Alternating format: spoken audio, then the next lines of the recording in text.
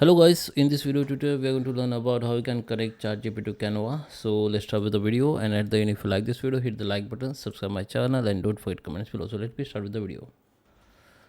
Okay guys, so here we are. This is my ChatGPT. Just log in with your ChatGPT, and here you can see at your left side there is an app option. Go here, and here you can find the Canva app, or you can search here in search bar, like just type the Canva name, then this Canva app will be come up. Now just click on it and we need to connect it. Okay, so it will be connect, continue, then you need to just give some allow permissions like this. Okay, so the Canva now authorize. Okay, now you can start the chart from here. So your Canva has connected and you can do chart with the Canva. This icon has come here, means your Canva is connected with your chart now, your chart GPT now.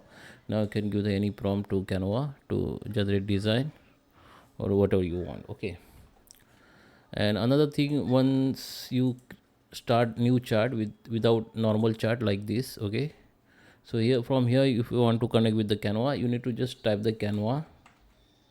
Okay, then this Canva will be connect automatically, and now you can continue with your prompt, or you can simply make just okay, give the prompt only Canva. So it's look what it will ask you what would you like to do with Canva. So here this is icon has come up, so it's mean it your Canva is connected. Okay, now you can start with your prompt.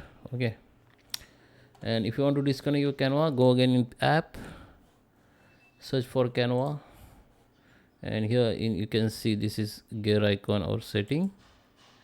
Go to the disconnect, the Canva will be disconnect. So I hope you like this video. Please subscribe me. Thank you for watching.